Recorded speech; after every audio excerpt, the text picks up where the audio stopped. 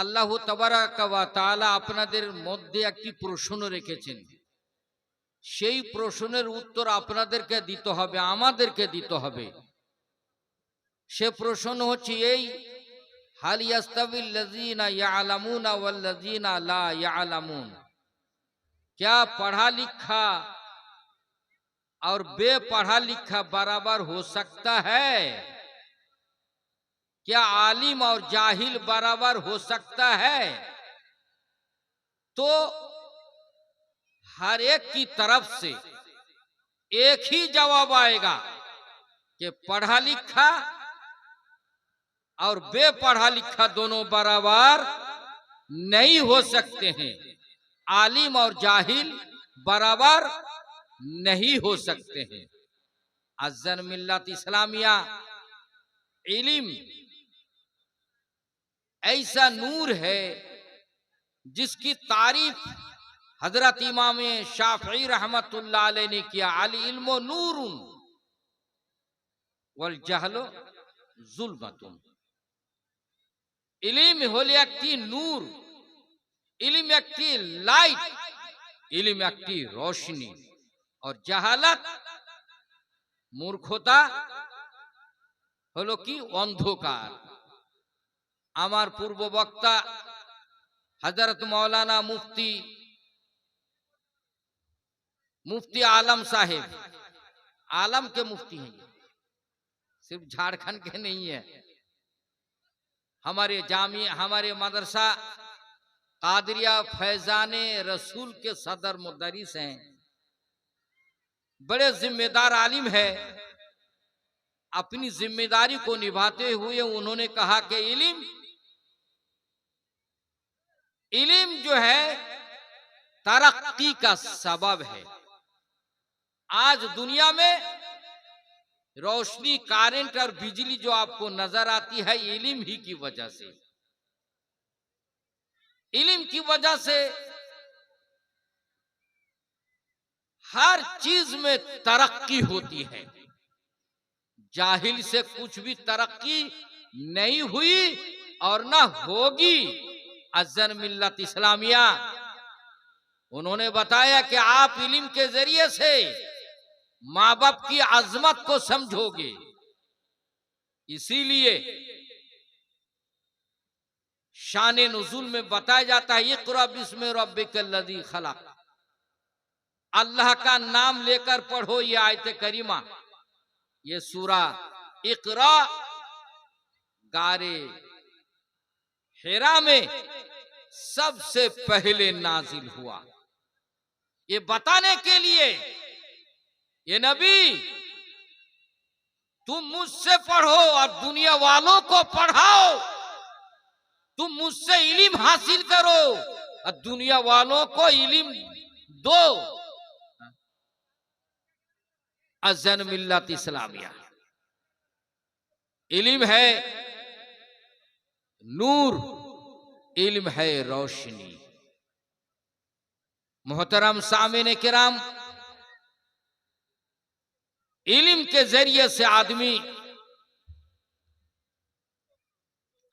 कहां से कहां तक पहुंच जाता है। आलिम और जाहिल बराबर नहीं हो सकते हैं। इसीलिए कुरान ने कह दिया, सब की तरफ से एक ही जवाब आया कि दोनों बराबर नहीं हो सकते हैं। और रसूल करीम सल्लल्लाहु ताला अलैहि वसल्लम ने इल्म की फजीलत बयान करते हुए इल्म का मर्तबा और इल्म की अहमियत को बताने के लिए फरमाया, तलबुल इल्म फरीदतुन अला कुल्ले मुस्लिमिन व मुस्लिमा। मर्द के लिए सिर्फ नहीं, बल्कि इल्म दीन हासिल करना मर्द पर जैसे फर्ज है, औरतों पर भी इल्म दीन का हासिल करना फर्ज है। इस इल्म के जरिए से अपने ईमान की हिफाजत कर सकता है, अपने अमल की हिफाजत कर सकता है। इस इल्म के जरिए से ईमान को पहचान सकता है, इस इल्म के जरिए से नमाज के अहकाम व अरकान को वो समझ सकता है। इस इल्म के जरिए से दूसरे तक इल्म को पहुंचा सकता है। इसीलिए मेरे सरकार ने फरमाया, इल्म दीन का हासिल करना जिस तरह मर्द पर फर्ज है वैसे औरतों पर भी फर्ज है। रसूल करीम अलैहि सलाम ने फरमाया कि जो लड़के इल्म दीन हासिल करने के लिए रास्ता में चलते हैं, अबू दाऊद शरीफ की हदीस में, जो लड़के या लड़कियां इल्म दीन हासिल करने के लिए मदरसा जाता है, चाहे वो मदरसा करीब हो या बैद में हो, तो उनके पैरों के तले फरिश्ते अपने पर बिछा देते हैं, ताज़ीमन पर बिछा देते हैं। तो वो तालिब इल्म मेहमान रसूल है। उन मेहमान रसूल की खिदमत करना मेरे नबी सल्लल्लाहु ताला अलैहि वसल्लम की खिदमत है। मोहतरम, हमें इस इल्म के जरिए से नमाज के फराइज मालूम होते हैं, रोजे में क्या क्या चीज फर्ज है, रोजे में क्या क्या चीजें मना है, वो हमें मालूम होता है। और जाहिल जो अनपढ़ है, बेपढ़ा लिखा है, उसको हर कदम कदम पर उसको भूल होती है, लग्जिश होती है, खताएं होती है। इसीलिए अल्लाह तबारक व तआला दूसरी आयत करीमा में इरशाद फरमाता है, इरफ़ाइल्लाहु लज़ीना आमनु वल्लज़ीना ऊतुल इल्मा दरजात। ईमानदारों के मर्तबा और ईमानदारों में जो आलिम दीन हुए, इन दोनों के मर्तबा को बहुत बढ़ा दिया गया। फतवा रिज़विया शरीफ में सरकार आला हजरत अज़ीमुल बरकत सिराजुल उम्मत इमाम अहले सुन्नत फाजिल बरेलवी रज़ी अल्लाह ताला अन्हु फरमाते हैं, इल्म आलिम दीन का मर्तबा जाहिल से 700 गुना ज्यादा है। आलिम का मर्तबा जाहिल से 700 दर्जे ज्यादा है। 700 सीढ़ी ओबूर करने के बाद, पार करने के बाद आलिम के दर्जा में पहुंचेगा। तो आलिम के दर्जा में ये 700 सीढ़ी ओबूर करने के लिए फिर उसको आलिम बनना पड़ेगा। ये 700 सीढ़ी ओबूर करने के लिए उसको आलिम बनना पड़ेगा, तब उस आलिम के मर्तबा तक वो पहुंच सकता है। और एक सीढ़ी 500 मील की मुसाफत है। तो आलिम का कितना मर्तबा। फतवा की किताब में आया कि सैयद घरानी की बेटी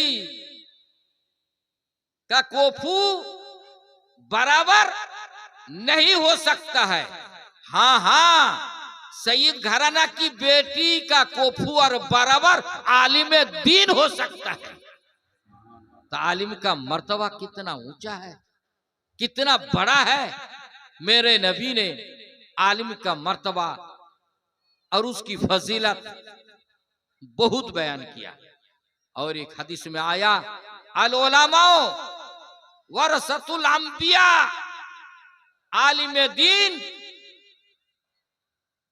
अंबिया किराम के वारिस होते हैं।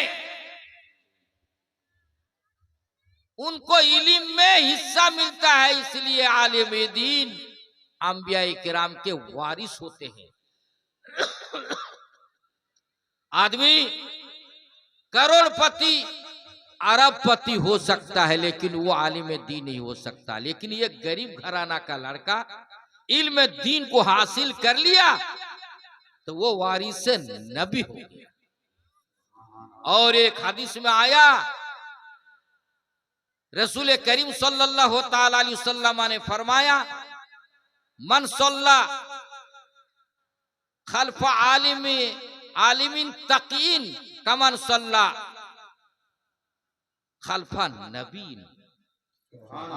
जिसने परहेजगार, दीनदार मुत्तकी आलिम के पीछे नमाज पढ़ लिया, गोया उसने नबी के पीछे नमाज पढ़ लिया।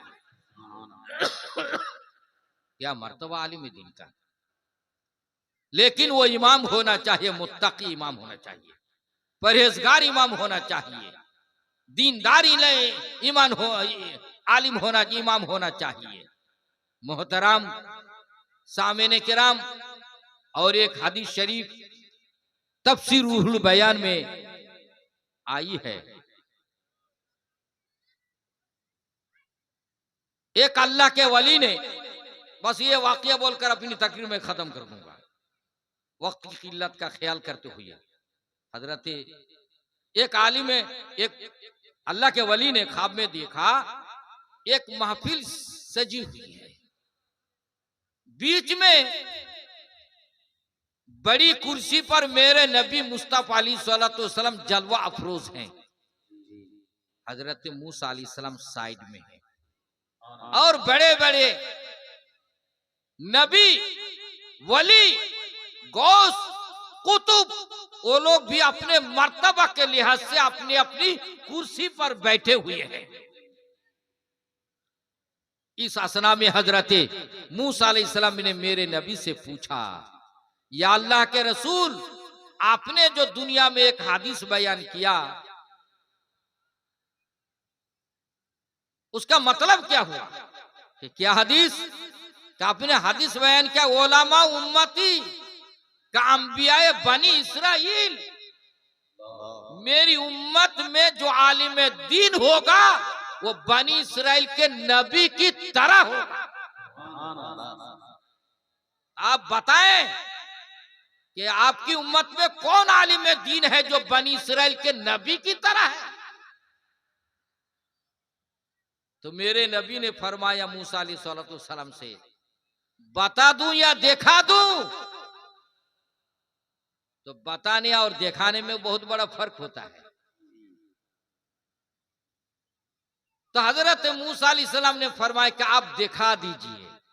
तो मेरे नबी मुस्तफा अलैहिस्सलाम ने इशारा किया इमाम मोहम्मद गजाली रहमतुल्लाह अलैह की तरफ। इमाम मोहम्मद गजाली रहमतुल्लाह अलैह की तरफ इशारा करके बता कि यही आलिम दीन है जो बनी इसराइल के नबी की तरह है। तो हजरत मूसा अलैहिस्सलाम ने इमाम गजाली से एक सवाल किया, साइल नबी हैं और मसूल अनहो हमारे नबी की में एक आलिम दीन है, तो सवाल एक है और एक सवाल का जवाब उन्होंने 10 दिया। मूसा अलैहिस्सलाम ने फरमाया कि एक सवाल का जवाब एक ही देना काफी था, 10 क्यों दिया? तो हजरत इमाम मोहम्मद गजाली ने कहा, आपको भी तो रब तबारक व तआला ने एक ही सवाल किया था, वमा तिलका बेयमीने का या मूसा, ये मूसा तेरे दाहिने हाथ में क्या है? तो आपने 4-5 जवाब दे दिया। समझिए कि उसी तरह से मैंने भी जवाब में इजाफा कर दिया। ये है आलिम दीन। ये आलिम दीन के जरिए से, मदरसा के जरिए से, जब तक दुनिया में मदरसा कायम रहेगा आदमी के ईमान की हिफाजत होती रहेगी,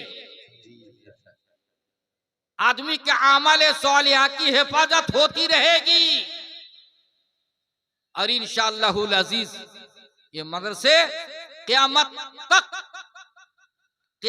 तक कायम रहेंगे।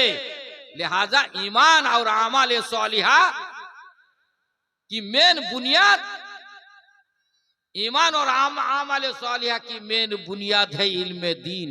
ये भी ये कायम रहेगा तो वो भी कायम रहेगा। लिहाजा हम सबको चाहिए कि मदरसा खोलें, इल्म दीन दें, ताकि लोग इल्म दीन हासिल करके अपने अपने ईमान की हिफाजत करे, आमाल सालिहा की हिफाजत करे और उस पर अमल करे, ताकि आखिरत की जिंदगी समझ जाए। वमा अलैना ইল্লাল বালাগ। আসসালামু আলাইকুম রাহমাতুল্লাহি ওয়া বারাকাতুহু।